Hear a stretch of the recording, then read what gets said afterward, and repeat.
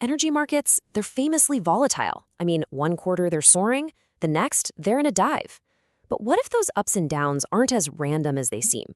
What if there are clues, little warning signs, that can actually help you see what's just around the corner?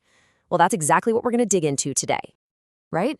I mean, that's the question, isn't it?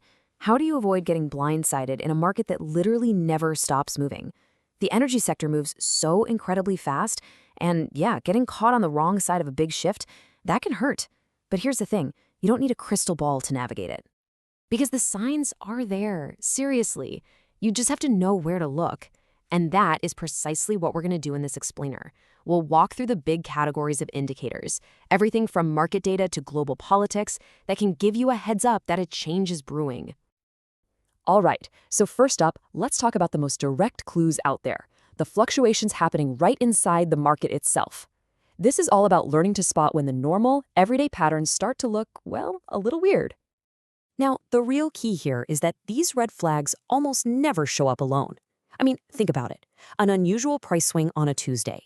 By itself, it might not mean a whole lot. But what if you see that price swing and you notice that supplier output is dropping and trading volume just took a nosedive? Aha, now that's when a pattern starts to form. The real skill is connecting those individual dots to see the bigger story that's developing just beneath the surface. And this isn't just some abstract theory either. Take this real-world example.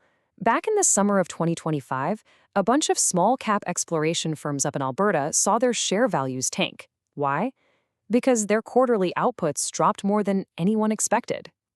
And it wasn't just their problem, it set off this whole ripple effect. It was a signal of softening demand that then hit the midstream and refining companies, the guys who transport and process the energy. It just goes to show you how tightly connected this whole ecosystem really is. Okay, but looking at those internal market signals, that's really only half the story. See, energy markets don't operate in a bubble. They are incredibly sensitive to shocks from the outside world, especially when it comes to politics and government policy. And this is so crucial to understand. A decision made in a capital city thousands of miles away can completely derail a carefully crafted investment plan. A new tax, a sudden trade sanction, or even just rising political tensions, all of it injects a huge dose of uncertainty into the system. And if there's one thing that markets and investors react to instantly, it's definitely uncertainty. This whole LNG disruption from early 2025 is a fantastic case study of this in action. Just look at the sequence of events. First, you have the political event, the military clashes that stop shipments. Then, bam, the immediate market reaction. Small transport firms see their values dip almost overnight. But, and this is the important part, look at what happened in Q2. Even after things got back to normal, that caution lingered. The memory of that risk kept traders on edge for months. It's a great reminder that political risk casts a very long shadow. All right, on to our third category of signals, and this one is all about looking to the future. We're talking about the massive forces of technology and environmental policy that are, as we speak, completely reshaping the entire energy landscape. And you really have to see these factors as a double-edged sword. They can be both a risk and a huge opportunity. On one hand, stricter emissions targets could make older assets way less valuable. But on the other hand, they create these massive openings for companies with innovative, cleaner tech. A regulatory delay on a new pipeline is a pretty clear warning sign. But a breakthrough in battery storage from a tiny company, that could be the signal for the next big thing. And check this out. Here's a perfect example of that opportunity side.